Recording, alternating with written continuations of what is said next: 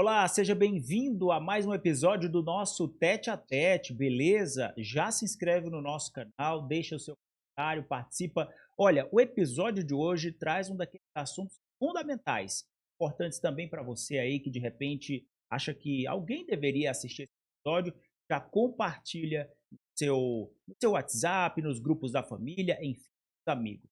Hoje nós vamos falar sobre um congresso importantíssimo que vai acontecer em agosto aqui no Maranhão, que vai reunir palestrantes de 6 países, além de várias partes do Brasil.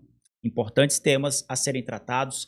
Um congresso multidisciplinar, sabe aquela visão integral, múltipla de saúde, sobre vários aspectos, inclusive temas importantíssimos que eu já dei uma olhada, sobre, por exemplo, câncer, prevenção, saúde. Esse é só um dos temas, dos muitos temas que serão abordados nesse congresso, volto a dizer, no mês de agosto, aqui em São Luís.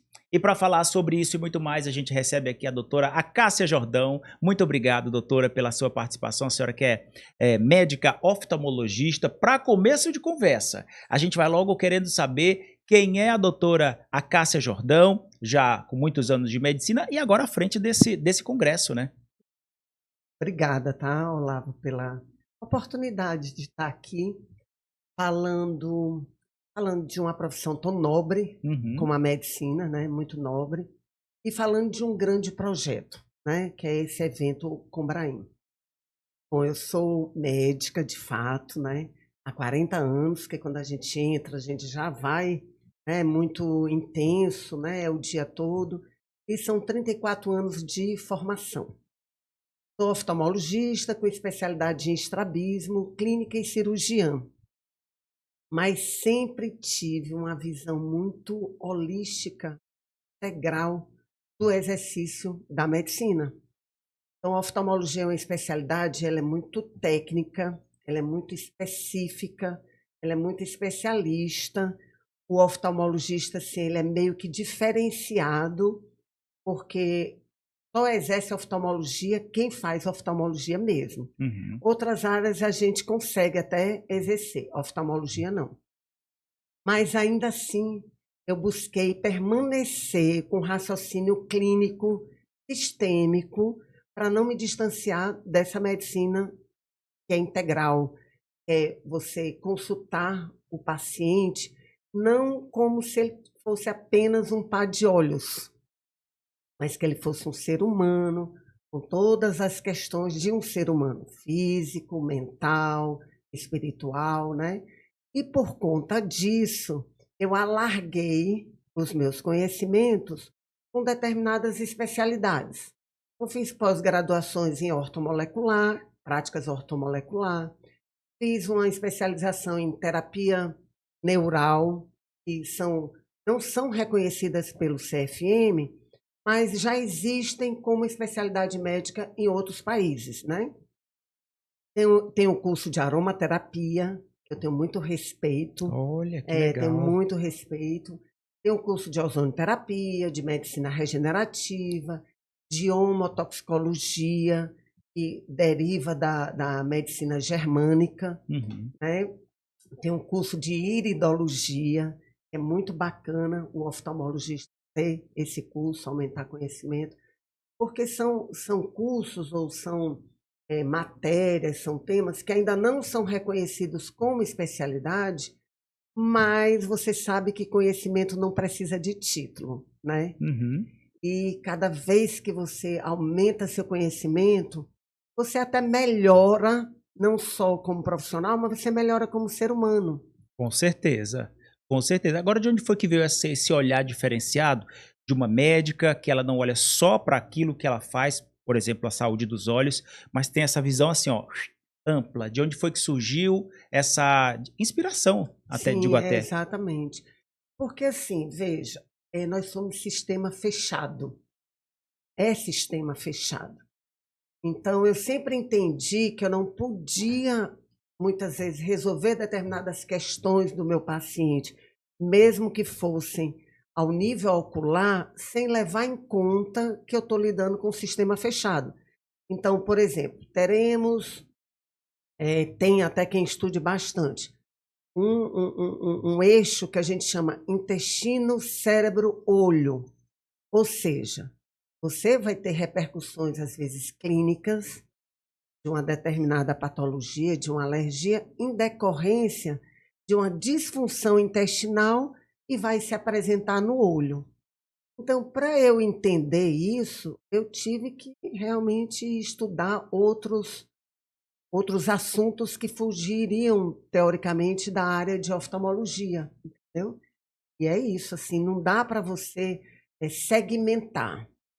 Medicina não pode ser segmentada. O ser humano não pode ser segmentado. Tem livro já?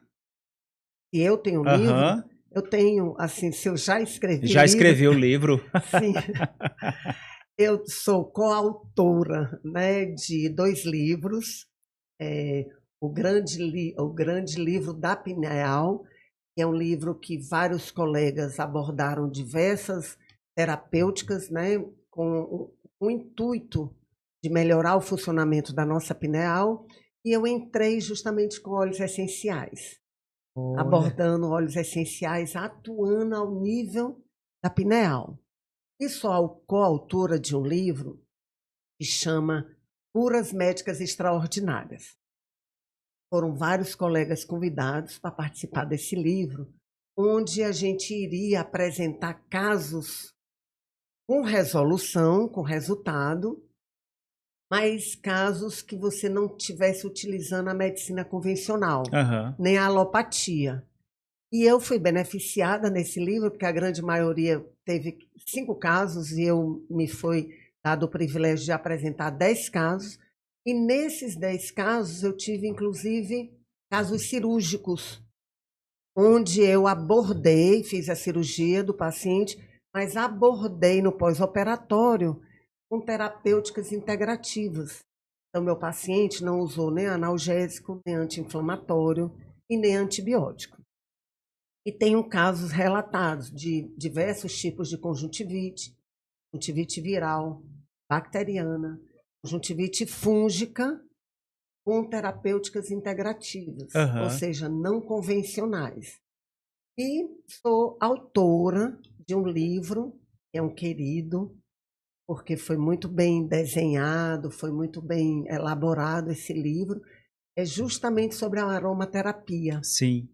É um livro que ele é muito didático, tanto para o profissional, como para quem só quer ter o conhecimento para utilizar os óleos essenciais em casa. É bom? Funciona?